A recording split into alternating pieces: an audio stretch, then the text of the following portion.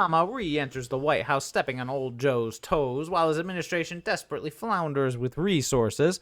Another uniparty stooge is retiring, and Elon Musk isn't the only thing triggering entitled employees across the board. But first, Miss Monica, how are you doing today? Oh, doing well. Looking forward to this Wednesday. A little bit rainy outside here in our part of the mitten. A little miserable in the God's long lost mitten today. I will give you that. But it is definitely better than snow, so I will take it. Absolutely, and we all know what they say. April showers bring May flowers. It's a beautiful thing. So, yes, we had some interesting things happen. You know what? I say we just dive right in. Well, here, before we dive in, I want to remind everybody, if you like listening to us, make sure that you are sharing our podcast, sharing our YouTube or our Rumble. Get our names out there. We'd love to be able to reach as many people as possible. Absolutely. And again, if you want to be aware of what's going on next and what's coming on, make sure that you are liking and subscribing to the channel and hit that little alarm button so that you know when we post new things, and we'll keep you up to date. Seems reasonable. So, from the Daily Mail. But I'm the president now. The staff ignored Joe Biden and flocked to Barack Obama during ex-president's first trip back to the White House. You know, by the end of this, you're going to be thinking the exact same thing I was thinking, and that is, who is running the show here, honestly? On Tuesday, former President Obama joined Biden at the White House to celebrate the 12th anniversary of the launch of the Affordable Care Act. Oh, such a perfect name. But following his speech, Obama was seen shaking hands with fans and fellow politicians in the East Room while Joe wandered around looking confused. I tell you, if you have ever seen the John Travolta meme from Pulp Fiction where it's the Vincent, like, looking both ways. And it's I been don't everywhere. remember that You one. don't remember that? Oh, that meme is everywhere where he's just, like, looking around and shaking his arms. I mean, you'll see. That was old Joe, the poor boy. He was pictured Tuesday looking lost after fans ignored him to flock around Barack Obama during the former president's first trip back to the White House since leaving office. He was filmed raising his hands in gentle exasperation Tuesday as he was ignored by a group who instead ran to greet Obama. Oh boy, that's gotta sting, and we will see a little bit more in a second. He said, always great catching up with the potatoes. This was Obama, of course. Thanks for all your help. Thanks for all you're doing to help even more Americans get access to quality, affordable health care. He continued, reposting an image of his reunion with Biden. He was invited back to his home by his former number 2 to celebrate the 12th anniversary / help his floundering image, because holy cow, his approval rating, we covered it. I honestly didn't think you could get it any worse. Newsflash, it got worse. Well, and here's the thing. So they bring out someone like Obama, and from a strategy point. Come on, man. Look at him. He's looking at the wall. Well, he's very awkward because nobody wants to be associated with Biden at this point. Of course you think you're in an area where all of these people base their opinion on your polling. Like, how are you doing? Are you going to sink or swim their next election, their next campaign? Oh, of course. It is all about who you know and the image that you keep, which, again, is why I think you should watch Bridgerton with me. Oh, Lordy. Don't bring up this is that real-life example of the London Ton, the elite of the elite, and if somebody causes a scandal, which Hunter Biden has done with his laptop. Ooh, understatement. Nobody wants to be associated with that. They're going to distance themselves. So they brought out old Barry to make sure that we're all... Yes, you remember the great feelings that you had when we voted for Obama and when we pushed all this progressive stuff forward and we felt like the United States was moving in this great direction. I mean, I will admit, the first time that Barack ran, I fell in love with him on stage. I mean, love him or hate him, the guy exudes confidence. Yes. He is a born orator. I mean, he and even if you watch some of the clips where he's talking to the crowd here, and he's like, "Hey, how's it going? Hey, how's it going?" He just exudes confidence. He is the perfect mouthpiece. It makes people kind of forget about, if you like your doctor, you can keep your doctor. Or maybe droning people every day, more drone strikes than any sitting president. I mean, this guy his hands were bloody with innocents that he killed. But also think of the time period that Obama came out. Hold on. I'm just going to show this picture from that article. If you scroll down, It says, during the event, Obama, who's 19 years younger than the current president, appeared markedly more energetic than 79-year-old Biden. And it's just him standing there with his arms crossed like, and look at that picture. That's him in a nutshell. Sorry, go on. Well, I mean, everything, the way he stands, his body language, his posture, he would never be caught aimlessly wandering through a crowd. He's the type of person to direct a handshake, to kind of lead the conversation. There's a pack leader there. It's a pack mentality. It is. Whereas Biden has very much been a follower almost his entire life. Oh, of course. You know, he follows the trends. He follows the next thing. And it's a weakness mentality.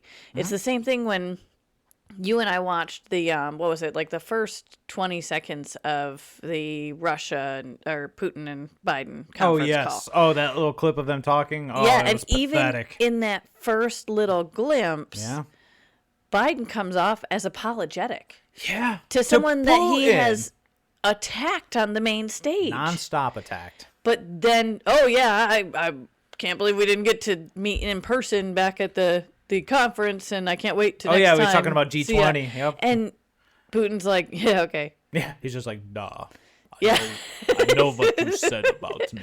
It really it's a confidence thing. And I don't think that this so much had to do with Biden and some of the dementia issues, him wandering around like this. It definitely did, but both things were on full display. I mean, the picture of him aimlessly walking around and seemingly turning and shrugging at the curtains. I mean, well, this is an things happen. awkward kid at a party that nobody wants to stand by. Oh boy. And Boy, we've all don't talk been about there. my high school days, would you? I don't appreciate it. I mean, you have the people who will walk in a room and the attention is just automatically drawn to them, and of course. that's what Obama is. He is. He's the life of the party, the Yeah. life of the Democratic Party. I mean, he literally, anytime they need like public support from their party, or at least that's how they view it, they drag him out. This just reeks of desperation, just like when they pulled him out for the elections in Georgia. Remember, he campaigned for it? Yes. I'm surprised. I was going to say I wouldn't be surprised if you didn't remember, because very few people showed up. No, I do remember, and I do remember seeing that. It's just one of those things where even when we watched him stand up and say, "Oh, Vice President," Yes. Yep. that it's them trying to be funny, but then you notice he turns it around and Obama says, "My president," to kind Yeah. of solidify and confirm. And they're trying to memory hold all those times that Biden has made those mistakes and gaffes Oh, jeez. and claims that President Harris Yep. is Yeah. down with COVID, or the what did he call him? The first gentleman. Oh, yes. Yes. Yep. And when he says, I'm I mean, I was going to say, look at how many times Psaki and the White House have had to say, oh, no, we have to clarify what the president said. We actually don't mean that. We're not sending troops in. We're not going to retaliate with things. We're not going to blah, blah, blah. Like, they have to constantly tell us, oh, no. That's not what's actually happening. When what the president himself is saying. But this was just a great example of how the party is trying to support him, but at the same time, the Uniparty, but at the same time, none of them want to go near him.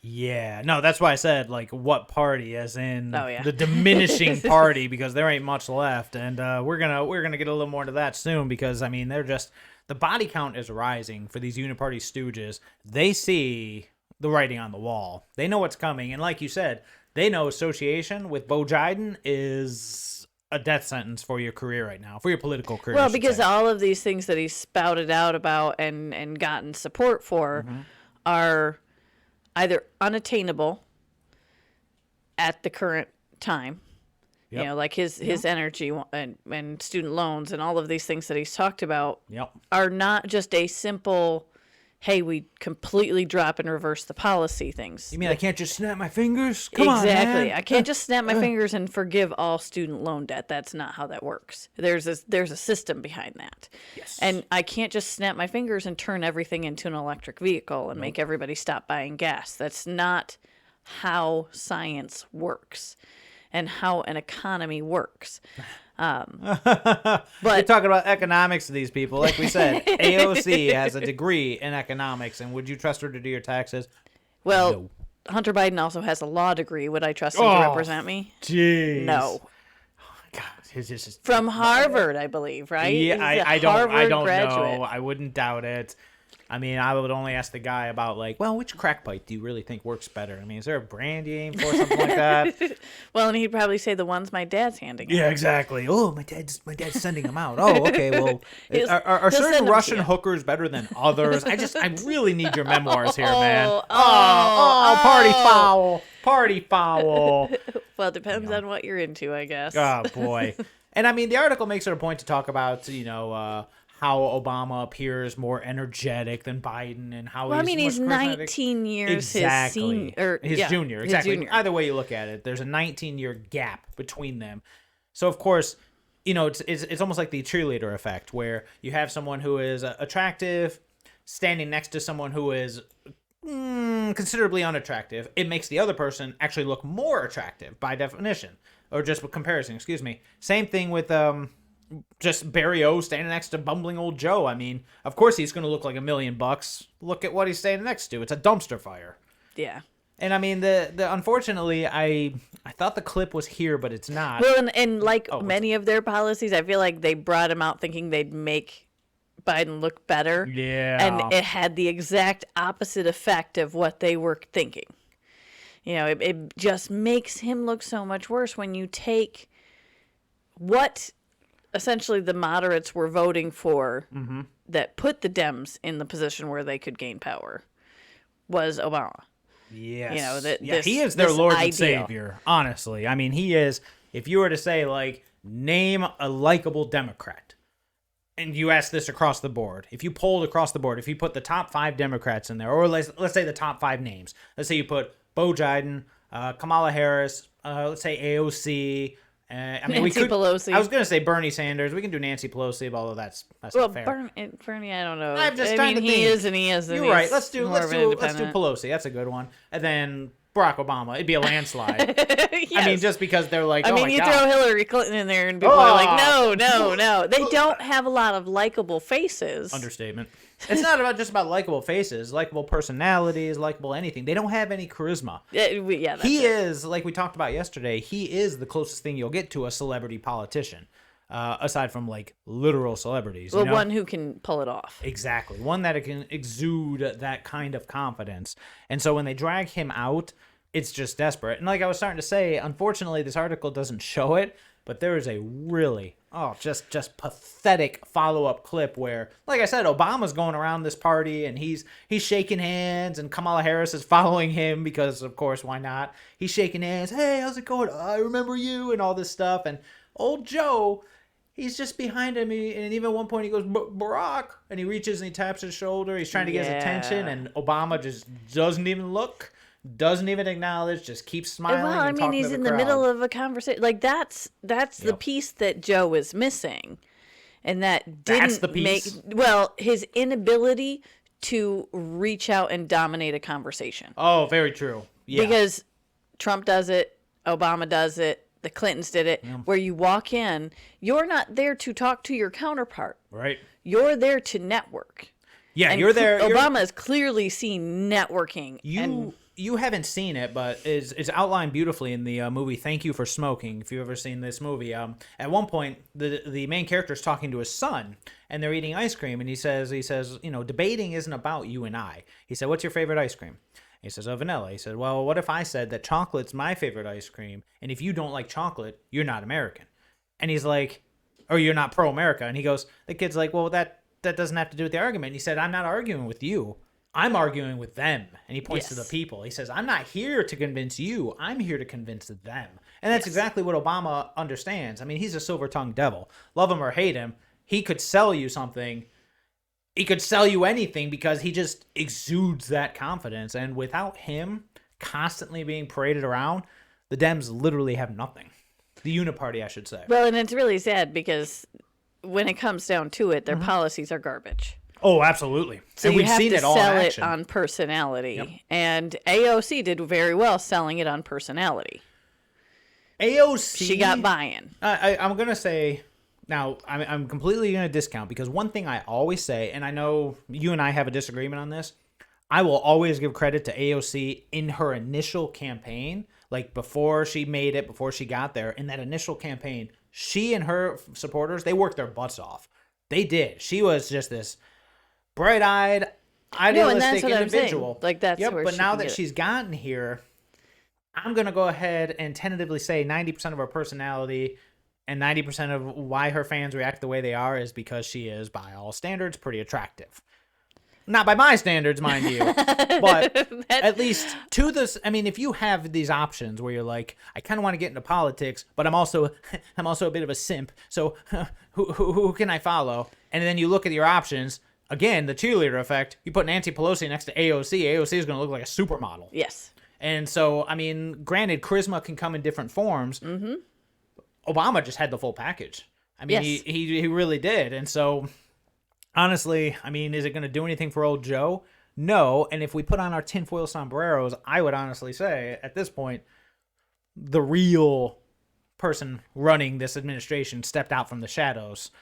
See, and I don't think that's And true. that's okay. It is total tinfoil hat. I mean, this is tinfoil sombrero. It has grown at this point. So I'll go ahead and say it. But in my opinion, I mean, we know Bo Biden ain't doing anything.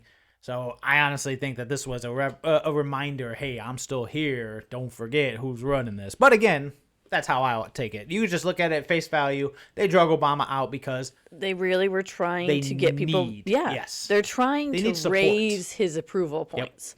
And you do that based off of perception. You know, so, but I mean, the party during the election season, how many ridiculous celebrities did they parade out on their stage and be like, look at all this support we have from all these people you know. yep. And meanwhile, it's like, what were your policies? Celebrity. Well, I mean, it's just like them, instead of having experts come out and explain certain Oh, things, boy. What a they snooze have fest. influencers. Yep. Yeah, this is an administration who's bought into the idea that someone who's not educated but knows how to work a TikTok account.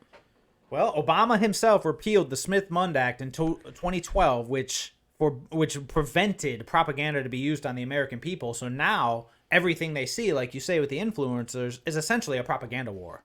Well, let's face it, everything, I mean, whether or not the act's there, people use propaganda.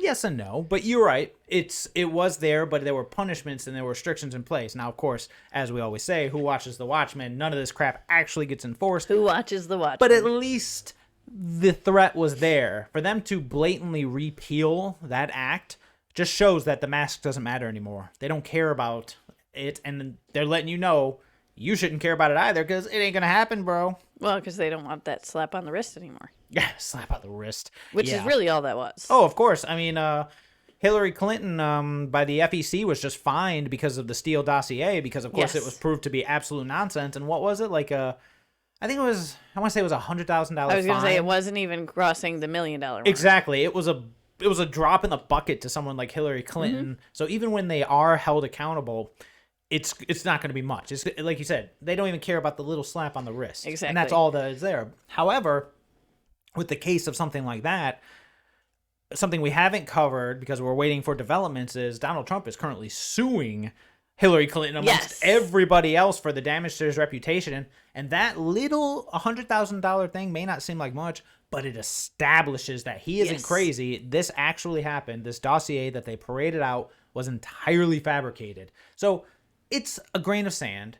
Well, we'll it's see what just happens. like with any other lawsuit where you have the criminal side of things Mm-hmm. and then you have like civil cases versus criminal cases, and that there's a difference between the two. Yeah. Because I believe that was a criminal case, right? The Steele dossier, but Mm-hmm. Yeah. that now his is a civil lawsuit. Yep.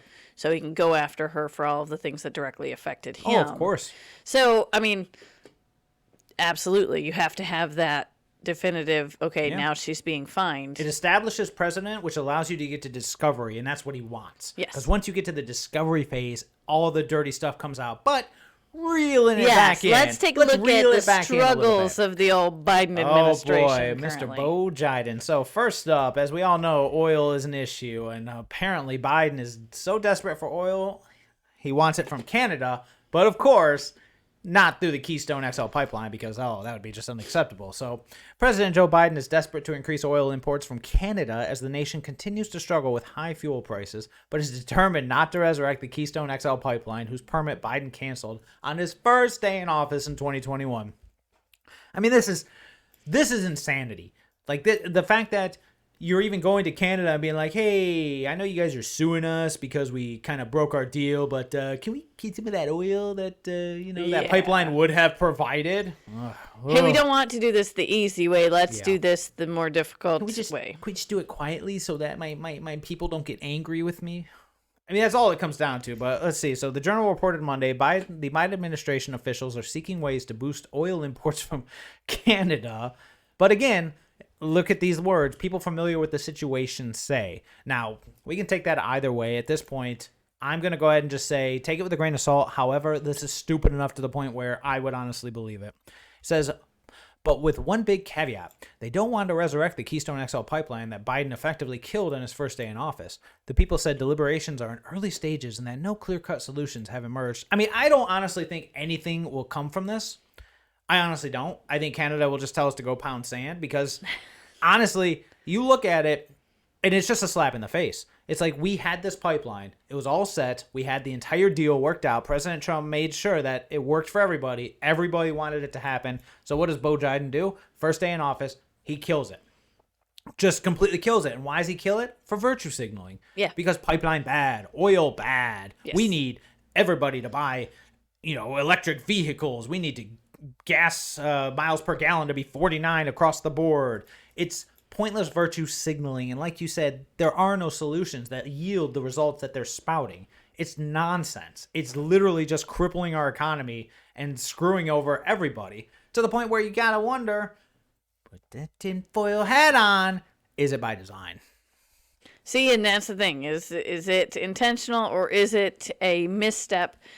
Because these people, instead of running on policies and platforms that they can test and that they know will work moving forward, opening up this and driving the economy and cutting some of the taxes and actually allowing things to go and work and people be creative and competition to occur. Now we have this theoretical, we want to live in a world where nobody actually has to work, but everybody gets everything that they want. And it's a balance of resources. Yeah. One of the fundamental things that we learn in economics to begin with is there's no such thing as a free meal. Exactly. Yep. But we have a president now who's run on the platform that everybody gets a free meal. Oh, boy. It's not sustainable. It's it always reminds me of that quote that you frequently remind me of when I am deliberating with my tinfoil hat, and that is never attribute to malice that which can be explained by stupidity. And I really think that it is sheer stupidity, because there's so much buy-in from this group of people who believe that if you just don't show up for the recession, it won't happen. La la la la la. There is no recession.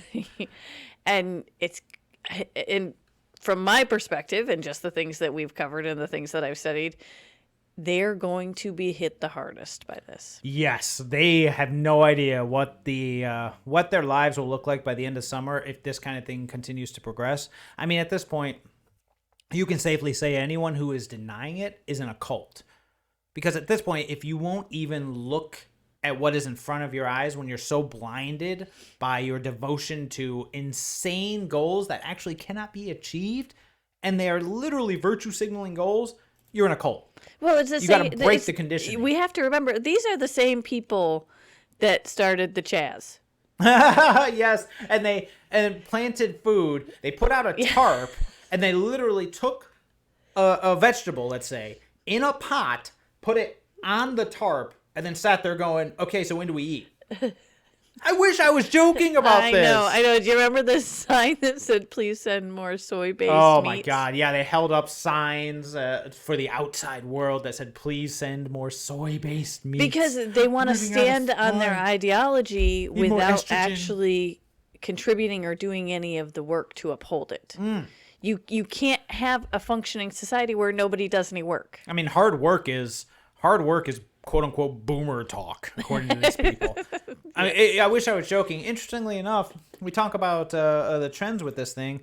towards the bottom of the article, and bring it back up here for a second, the Keystone XL pipeline was first shelved by the Obama administration despite passing an environmental review. President Donald Trump revived it, allowing construction to begin and creating thousands of jobs, but President Biden canceled it in a symbolic gesture of support for environmentalists who want to wean the U.S. economy off fossil fuels due to, quote, climate change. And exactly, like it says right there, in a symbolic gesture. In a Well, that's not a symbolic symbolic gesture. It doesn't, it's not just the, oh, I'm going to tip my hat to you moment. It's, you've shut down something that was creating jobs. It had created jobs, and positive relationships across the border, because Canada was all about this too. They wanted those jobs. They wanted the pipeline made. The crazy thing is, and this is, of course, takes us back to the talk about the cult and putting your head in the sand.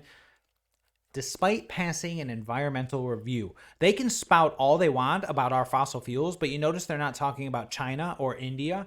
If they looked at the actual, what am I thinking of? The fumes that are released, not the carbon footprint, but the amount of pollution that is released every year. Remember, there was a big, what's the word I'm looking for?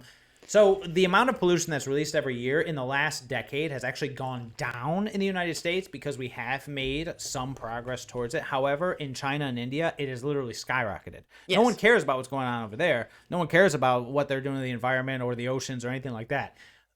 But America bad, even though we have actually been the only one who have reduced our carbon footprint by and large over the last decade. So, I mean, you come out, you got your Greta Thunbergs coming out and saying, like, how dare you drive your cars?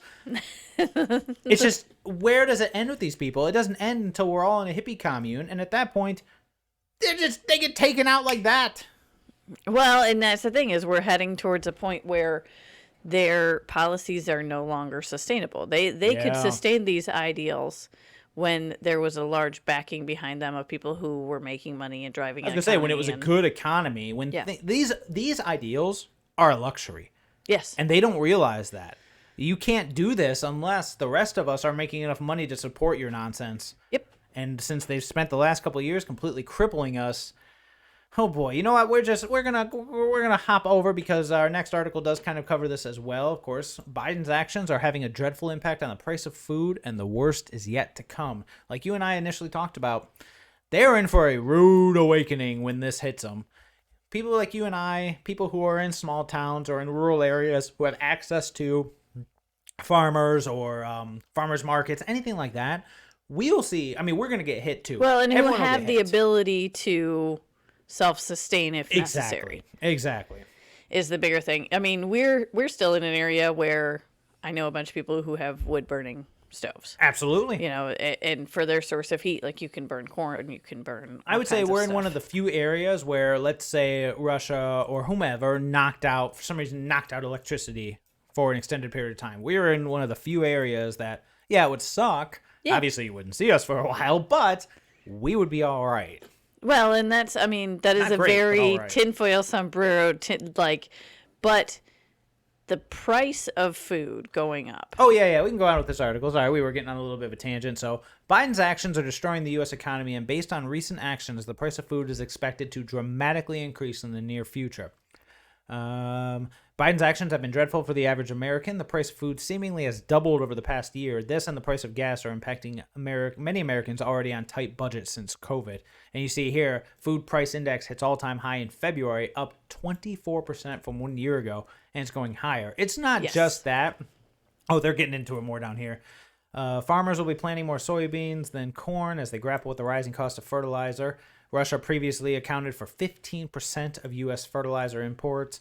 I mean, they go on to it a little more here. It is a perfect storm of effects. We've got Bo Biden screwing up our relations, screwing up our imports, and screwing up our supply chain. That's the word I'm looking for. Our supply chain without any hope of him actually fixing it. We've got a war in Russia that's, again, affecting fertilizer. And now, we've got this insane push for gas to be removed, which, again, is going to help no one. It's literally just going to make the price of everything skyrocket. Yes, and it's this mentality of well, you can afford it until we get to that level, and then once we get to that level, everyone will be fine. They don't realize that by pushing it and continuing to not allow it to slowly grow, we were heading towards electric cars. We were heading towards newer technologies. We were opening up the possibility of new things in the United States, like the chip factories. They were looking into that already. Yep. But now we've said we're going to cut off our nose to spite our face. Exactly what it is. I mean, there's no better way to put it. I mean, they're literally saying, like, you know, we were, like you said, we were making progress. In 2019, we had a booming economy. Elon Musk was out there showing us crazy pictures of his electric.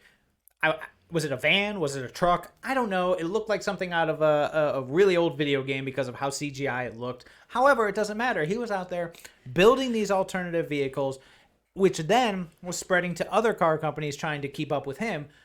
I mean, it was healthy competition that was leading towards a positive goal. It's like they came in and went, nope, not happening fast enough.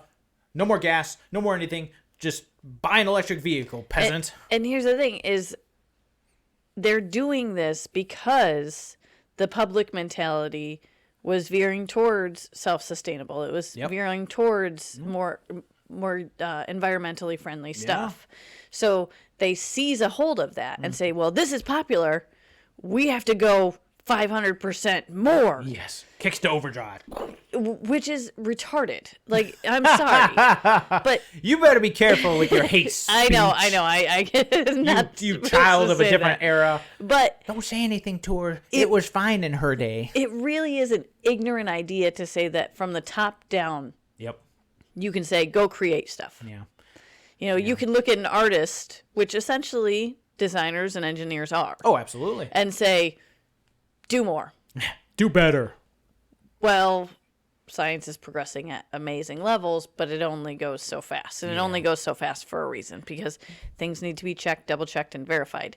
When you're not checking, double-checking, and verifying, and just demanding results, oftentimes those results don't live up to the expectation. Absolutely, especially in a world where you're constraining your artist. It's like saying, you know, I want you to build this perfect thing, but you can only use these pieces. And you're like, I can't build it with these pieces. That's ludicrous. Yes. It's like we need all the factors involved.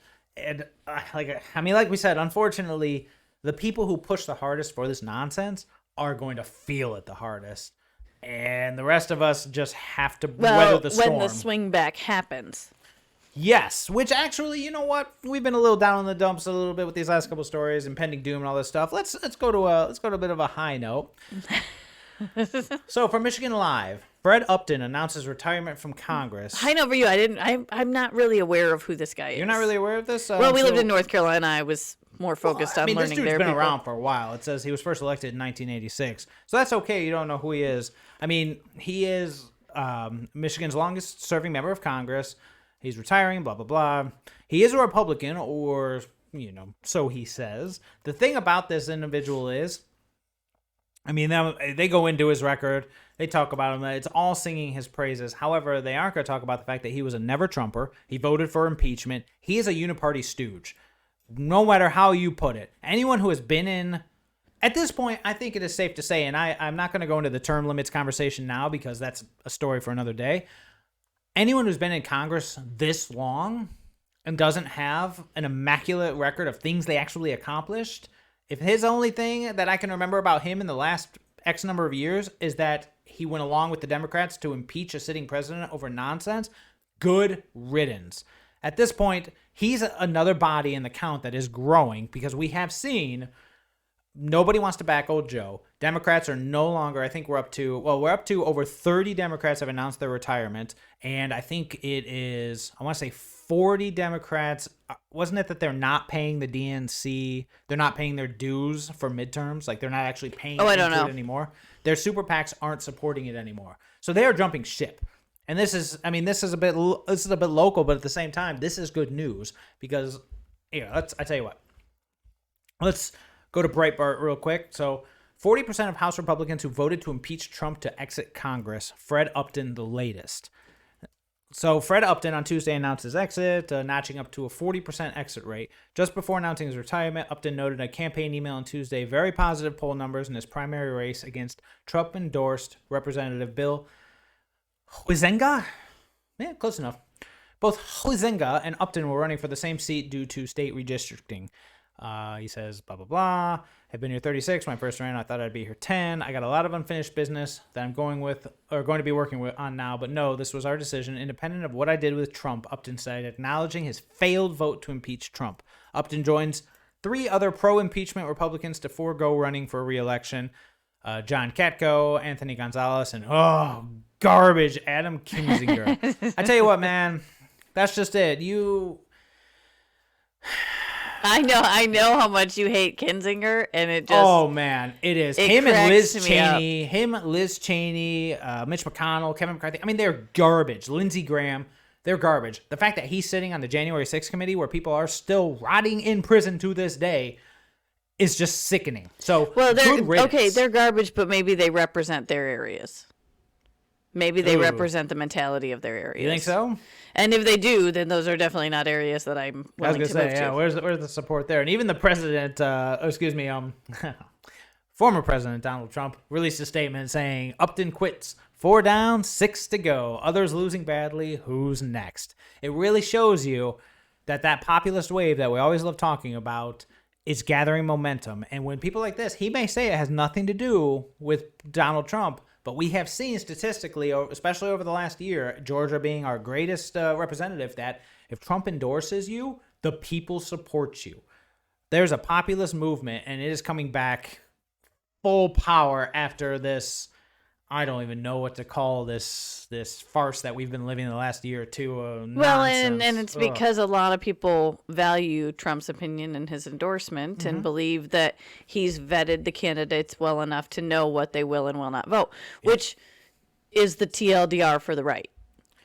Yes, and unfortunately, those of us who go beyond the TLDR know that even some of his recommendations don't always pan out. Exactly. So, I mean, it's always up to us to do our own vetting. And I'm not saying Trump's word is God, but there is a reason why his word carries so much sway, because he's actually a politician who, for the first time ever, said, you know what, I actually care about you people, and I might try to do something for you. Well, and it's also somebody who he has certain policies in place because he's a businessman who's seen those policies work. He knows what results are. Exactly. And when you build a culture within a company, you can build a culture within an area. Exactly.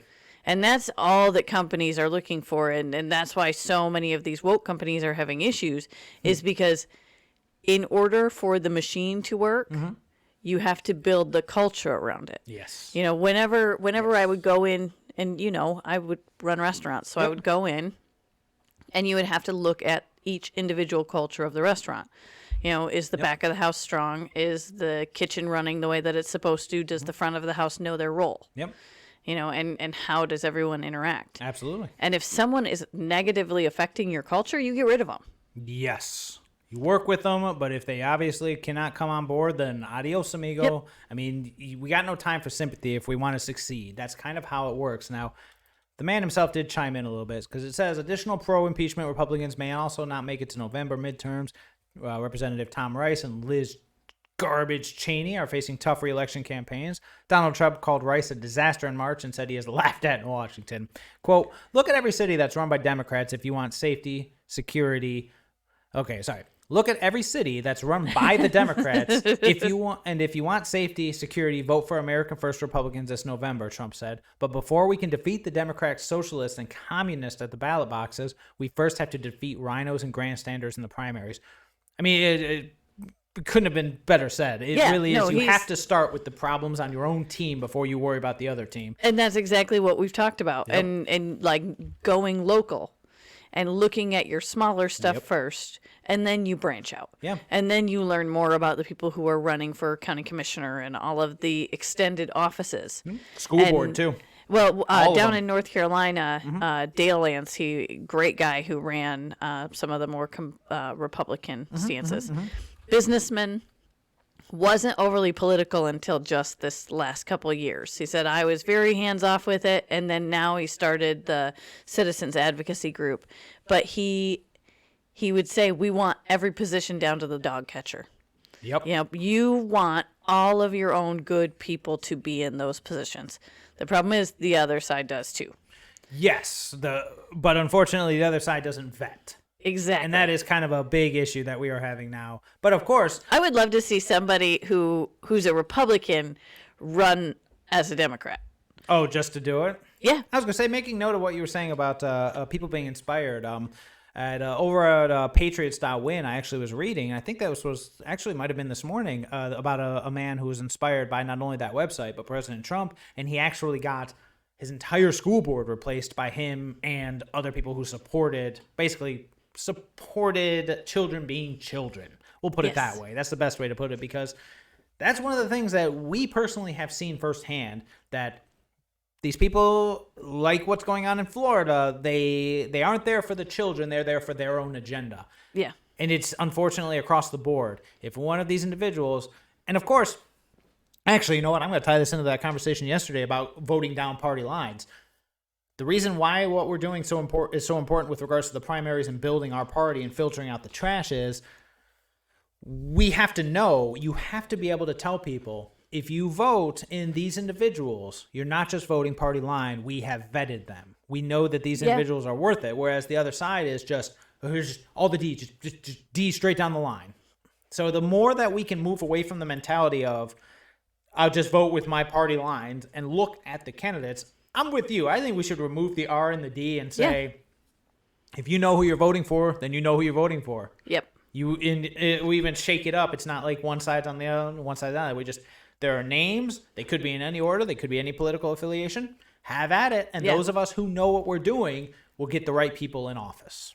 That sounds great to me. It does, doesn't it? Oh, what a world. Again, it goes down to changing the cultural mentality of how the machine works. Yes. And unfortunately for the current administration, they're doing a fabulous job for us. So if we take care of our party, they're taking care of their own party on their own. But let's bring in a little levity. We talked about entitlement earlier. Oh boy, the Elon Musk saga continues in beautiful ways. Twitter employees triggered by Elon Musk buying ownership stake in a platform. Of course, we know he's now one of the largest owners. He's got 9.2%. He's officially on their board of directors, and people are losing their minds over this. Oh, this is hilarious. This is beautiful. So it says, of course, they've been saying crazy things. Where are we at here? Andy Ngo has been really explaining this. It says, Twitter has been very aggressive in suppression and censorship techniques, whether against journalists who attempt to report the truth about Hunter Biden's laptop, to users such as Tucker Carlson, Charlie Kirk, and the Babylon Bee for expressing the biological truth of gender and sex. Musk has expressed his interest in having the platform be more supportive of the right to free speech. Controversial words, Mr. Musk. However, Andy Ngo says, days after inquiring his followers about free speech and the lack thereof, Elon Musk has become Twitter's largest shareholder. Many leftists are concerned about what this might mean for their stranglehold on censorship policies that favor their politics. Cassie Nick Rumbaugh, a data scientist at Twitter, is among the employees and contractors very upset that Elon Musk is now the largest stakeholder in Twitter.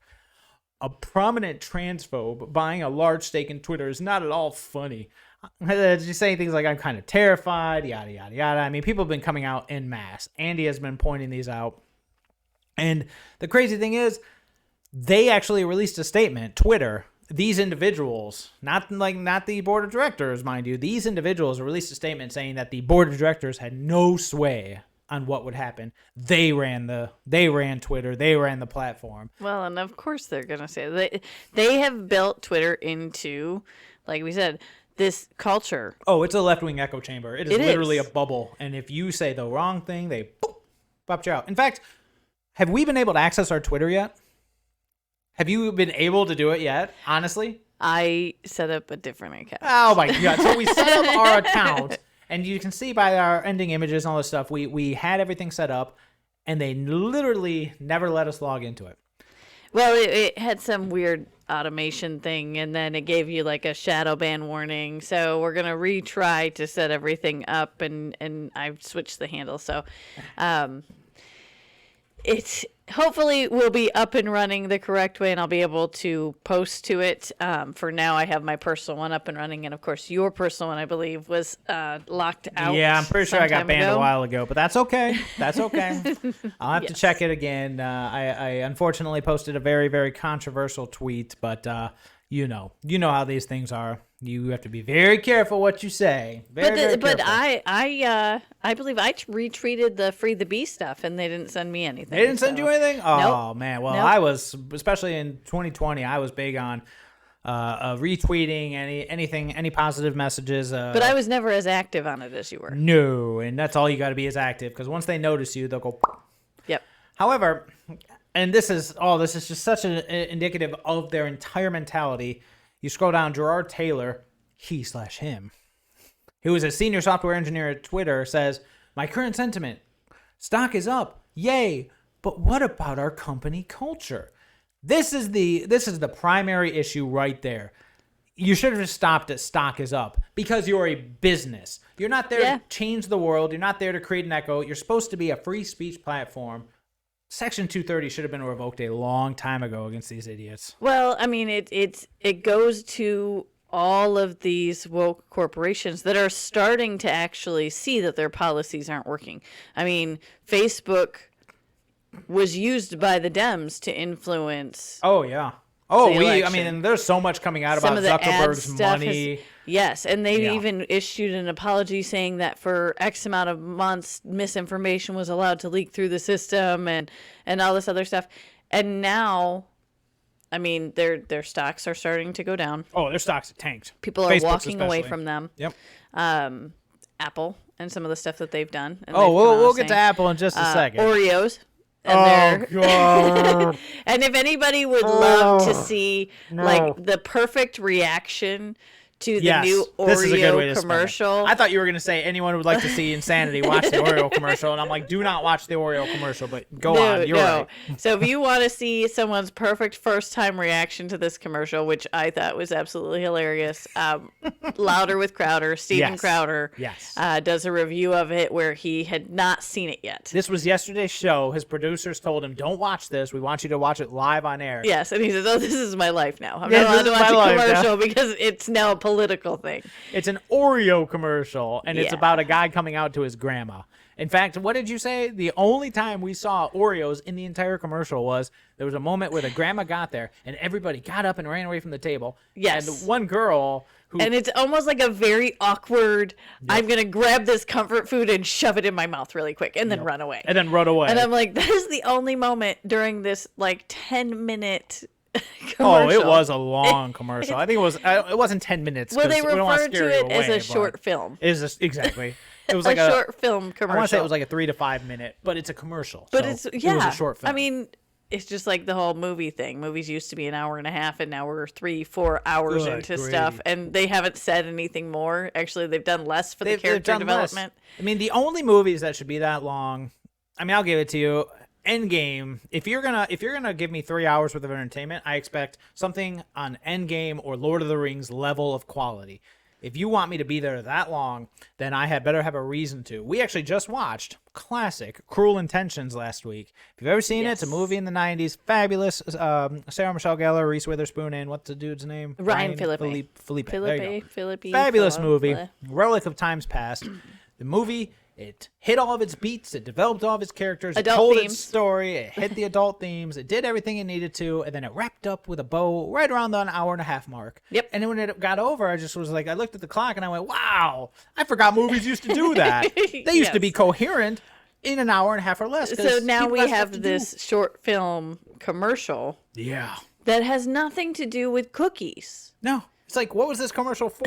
Who was this commercial for? Was it for the little girl who panic ate one of them and ran off? Well, so, I mean, we're heading into an area where these companies don't seem to realize that their virtual signaling No. is not getting them the return that they have hoped for. No, they But keep when it burning their bridges. And when it comes down No. to it, the company is a company for a reason. It's there to make money. Yep. So what happens when these companies no longer make money?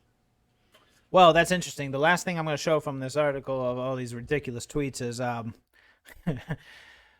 his name. I'm probably going to butcher it. Haraldur Thorleifsson, who directs creative services for Twitter, states his dislike for Elon Musk. He literally says, Elon Musk just, and then in parentheses, temporarily at least, made me a lot of money, and I still dislike him. Yeah. That's the mentality right there. You could come in, and Twitter has been on the down for a long time. Elon Musk comes in, their stocks surge, and they can't even bring themselves to thank him, let alone put up a fake mockery, not even mockery, but like a fake mock-up of thank you, Elon, for saving our floundering company. No, they still have to rip on him because, of course, Well, I don't because know which man they don't bad. realize one of two things is going to happen. Either Elon is going to come in and actually make a difference. Yep. And turn Twitter into a place where both sides want to engage again. And then they'll start to make more money. Mm-hmm. Or Elon's going to dump it. Oh, boy. Yeah, And there's if a... Elon you're says right. that he can't get through to the company culture and he dumps it, They're done. they're done. They're done. It'll tank like nothing. And that's a lot of people have said speculatively that is he just pumping and dumping? Because he comes in, he buys 9% stake, the stock shoots up 23%. He could just be like, okay, that Sell was it off. fun. Yeah. And there's nothing they can do. I just about think that. they're all triggered by the fact that there's an African American on their board of directors.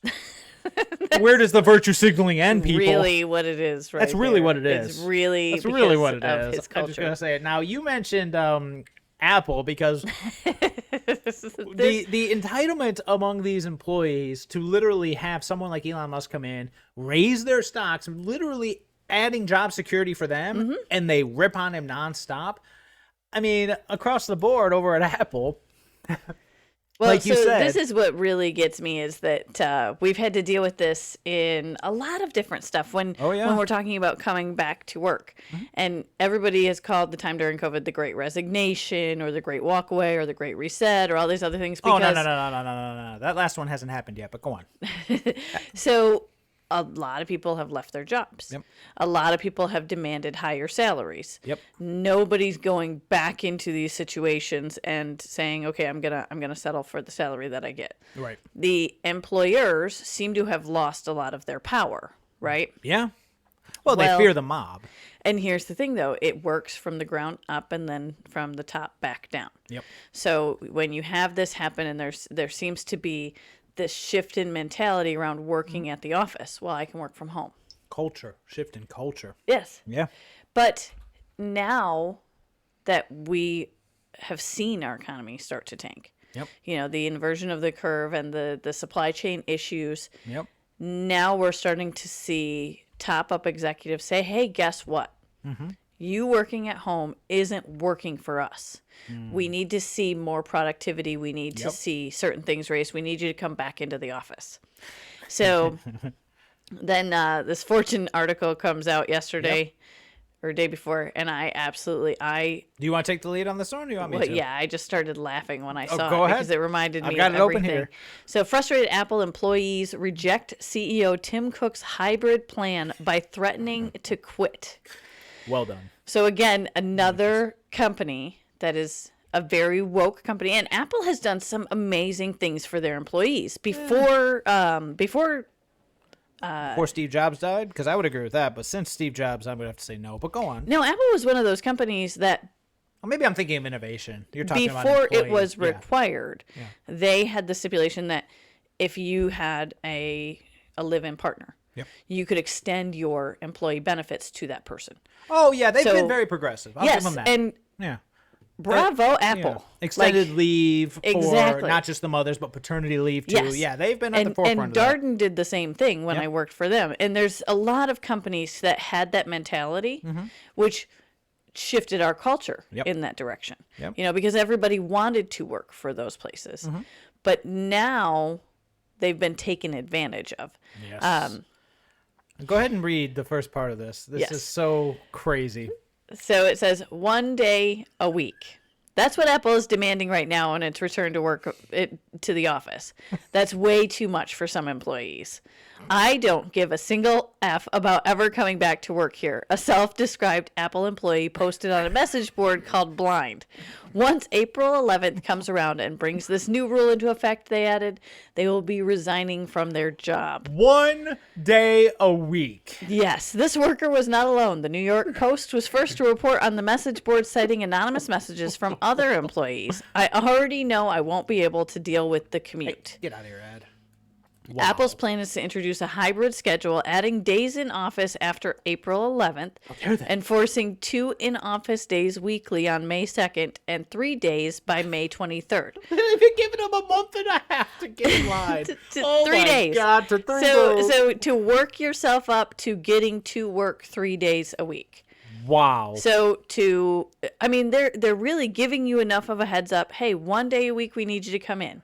And then at the beginning of next month, 2 days a month we need you to come in. And by the end of the month, we're just going to need you 3 days out of the week to come into the office. I mean, this is beyond baby steps at this point. This is literally like coddling them and being like, oh, they're little buddy.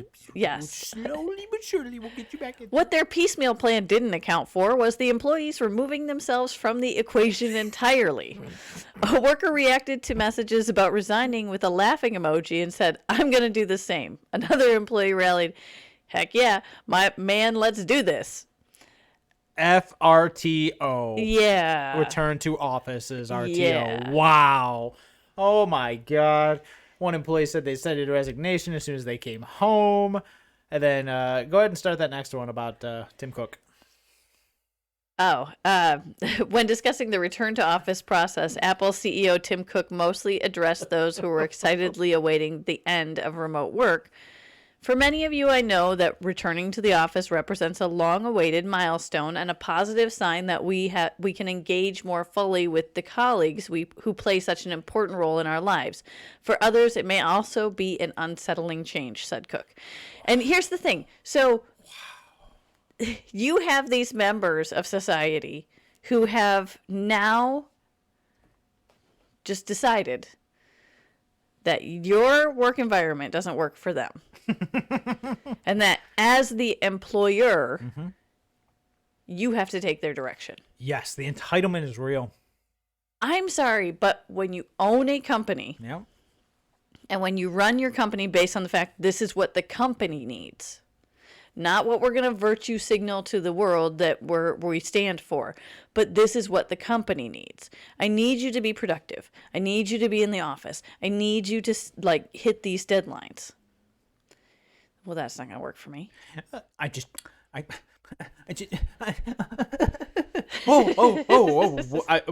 Maybe no. Man up and go to work.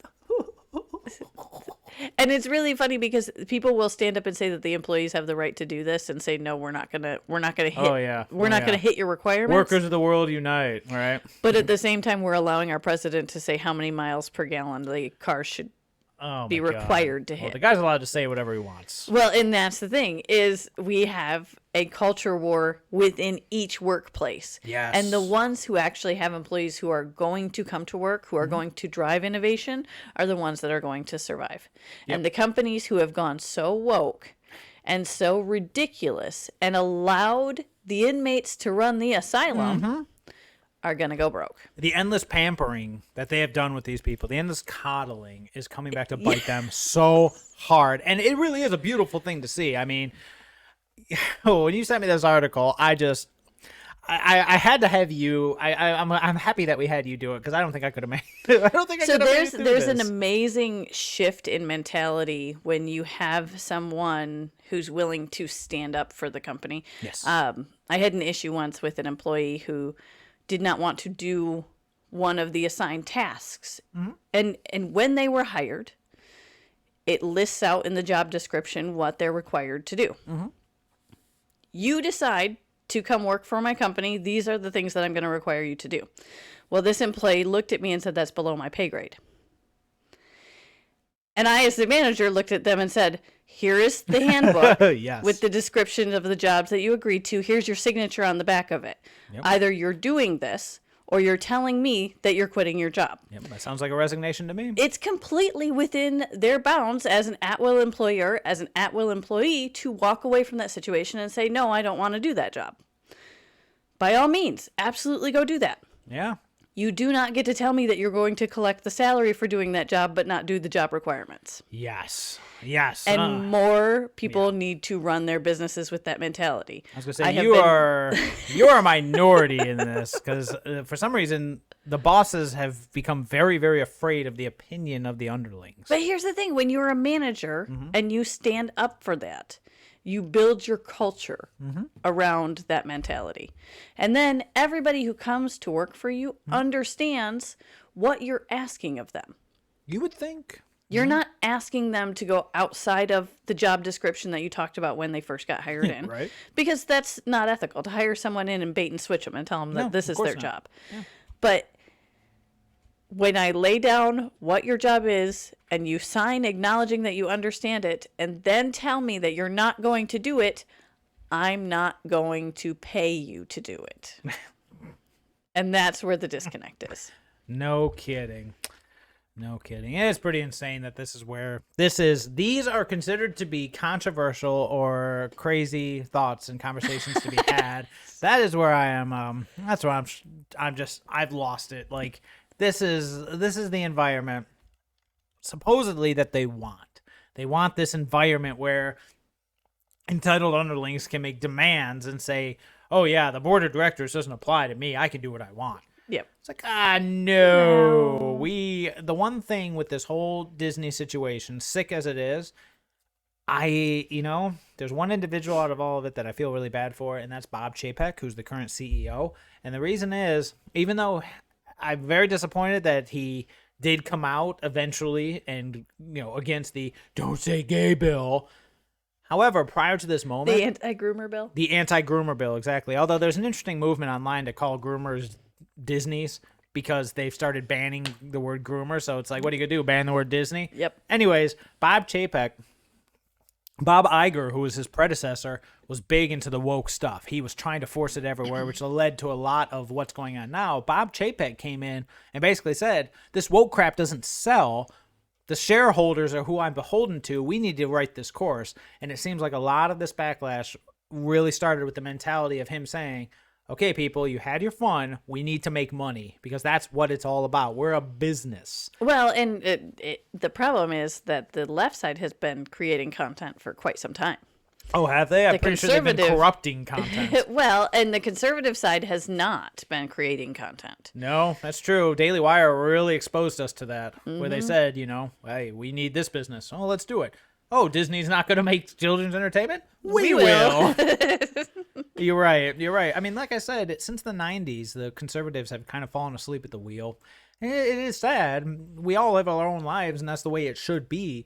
But unfortunately, well, that's also the conservative mindset. I'm going to do what's best for me. Intergenerational theory of,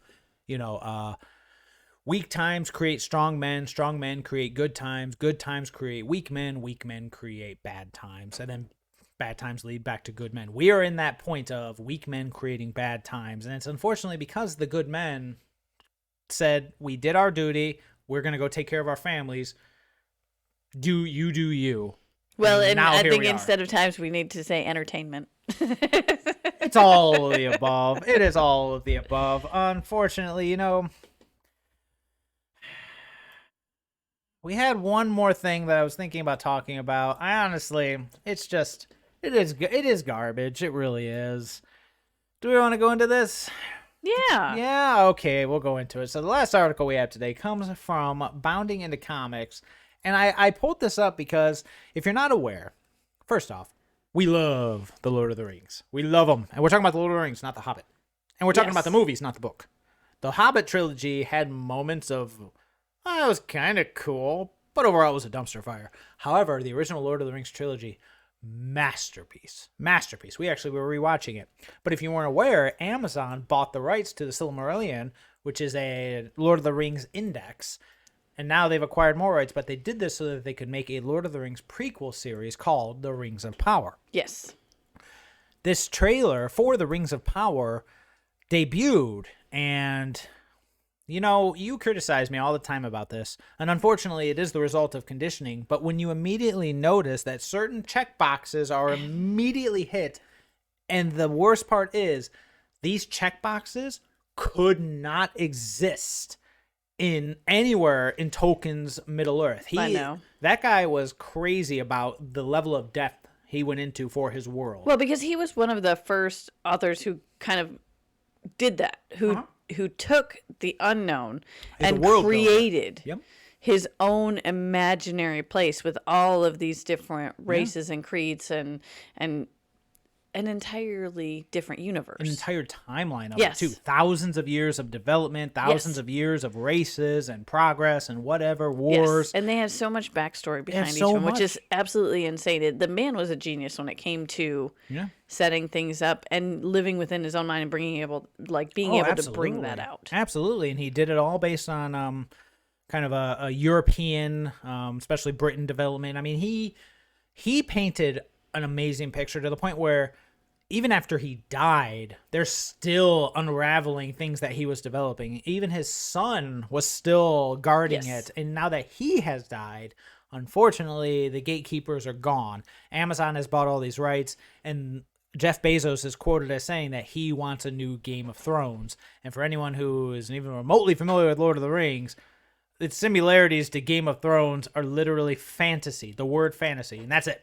Yeah. Because Game of Thrones is political, backstabbing, lust. Yes. It is, I mean, we can all agree the first 4 seasons of Game of Thrones are gold. After that, it teeters and then it just falls off the cliff. Well, the idea that there are different things beyond the realms of just humans. That's really the only thing that it's got going on for it. Basically, yeah. Because one is like politics, espionage, and like I said, lust for power in every sense of the word. But a lot of these people haven't gone out and read into fantasy. Oh, no. There's a very famous quote from Tolkien himself, and it's from the books, that evil cannot create. It can only corrupt. And now we're seeing the results of Mr. Jeff Bezos. And unfortunately, when you watch this trailer, you see, like I said, certain checkboxes which actually could not have existed, which literally shows this whole thing is a stunt to, would you say wokeify? No. Diversify Tolkien's early writing in order to fill their agenda and hit their checkboxes. Which is like, okay, if you want a fantasy world, make your own. Make your own. Yes, that's what they're always telling us. If you don't like it, go make your own. Yeah. Well, we did, and now you've taken a hold of it and corrupted it. So anyways, from a famed Batman writer, Chuck Dixon, he calls it an abomination, and I would agree too. I mean, absolutely. Now, a prolific comic book writer known for his long runs on Batman, Detective Comics, and The Punisher recently shared his opinion on why he believes what Amazon is doing to Tolkien and The Lord of the Rings is an abomination. Dixon, who also adapted Tolkien's The Hobbit into comic book form, sat down for an interview. I'm kind of skimming because there's a lot of pictures. Dixon responded, "The state of contemporary adaptation is pretty miserable, film and television, because they want to change the work. They find things in the original or the source material that offend them, or that they feel don't fit our postmodern sensibilities, and they alter them. And it's a crime. It is a crime," he added. Dixon would then specifically address the upcoming Lord of the Rings, Rings of Power adaptation from Amazon Prime Video. He said, quote, "What Amazon is doing to Tolkien is an abomination. The people doing the work obviously don't understand the original work. They're adding elements that are very 2022 in it, that 5 years from now are going to appear laughable. They're taking a timeless tale and setting it basically in our contemporary zeitgeist, and it's just wrong," he explained. And I can elaborate a little bit more about this. As we mentioned earlier, I'm a Star Trek fan. You know, my parents love Star Trek. I love the original series. I love Next Generation. Enterprise was okay. Deep Space Nine was okay. But anyways, you know, I grew up just watching those. And no, I can't do those episode names like I can Batman the Animated Series, but I enjoyed it. If you have seen any modern Star Trek, it's unrecognizable. It is nothing but woke garbage. I mean, Star Trek Discovery literally cast Stacey Abrams as the president of Earth. And Picard, season 2, they literally, instead of showing us, you know, the future that Star Trek originally envisioned, which was pretty awesome by all standards. Very unifying. Very unifying. I mean, there were problems, but overall, it was an optimistic view of what humanity could accomplish. They travel back to 2024, note the year, because something happened in 2024 that led to humans in the future being human supremacists.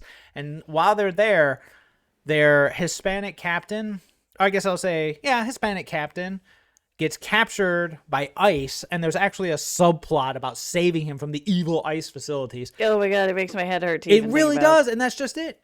They've come out and said they have no interest in continuing the story or the themes of previous Enterprise. They literally are retelling the tale with the same people, their story. Well, because they want a human boogeyman, and they want to preach to everyone around them. Yep. Instead of understanding that not everyone around them is a horrible person, and maybe having hope that humanity actually will get its crap together and move forward. Optimism is suspiciously missing from all this woke crap. I know. And they're not optimistic people. I mean, say what you will about Star Trek, and it definitely went downhill, especially when you got to like the movies and such, but I'm talking about the Next Generation movies. I ain't bashing the originals. Anyways, got to make sure we specify there. Say what you will about it, but it was always optimistic. You know, the story always ended on a happy note. If you watched season 1 of Picard, you literally saw a guy on screen get his eye ripped out. I mean, it is sick. And they insert this crap in there because that's how they view the world. It's bloody, it's dour, it's gross. Well, we've all went All from these being terrible Marvel to now agendas. we're DC. Yeah, exactly. We're dark and exactly. gritty. Of course, the irony of that is, like, the DC that they paved wasn't the DC that we should have gotten because we've seen the Snyder Cut and we loved it. Oh, don't And even get me started on the Snyder Cut. I didn't even watch the original. No, that's just the thing. I have seen them all. I've just seen clips of it. She has not seen. Let's see. Did you see Man of Steel? No. Did you see Suicide Squad? No. Did you see? You saw Wonder Woman. Yep. You saw Aquaman. Yes. Basically, you didn't see any of the early. You didn't see Batman v Superman: Dawn of Justice. Okay. First off, as always, you have more IQ than I do.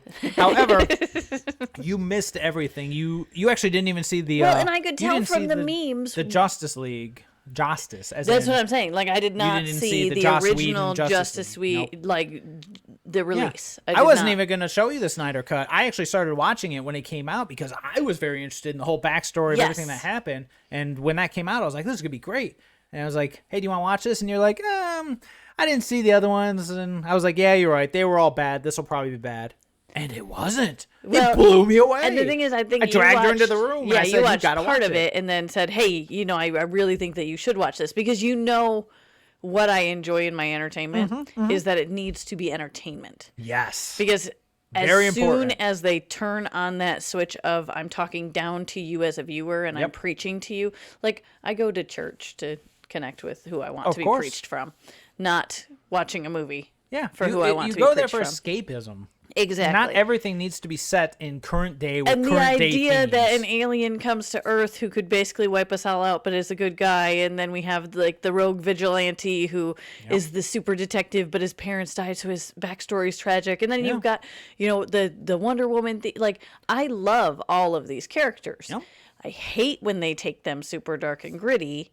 Yeah. Because I don't like depressive stories. No. I like stories that make me feel like humanity is moving towards a time where they are better off. Which is what superhero movies used to be. It was about, like, look at this situation this person finds themselves in, but it's okay because there's always hope. They will find a way out of it. And I'm like an old school Comic-Con fan because of my dad's connection with one of the artists. Like, we have Batman drawn up in the attic. Yeah, the original Batman artist, Yes. or one of them, yeah.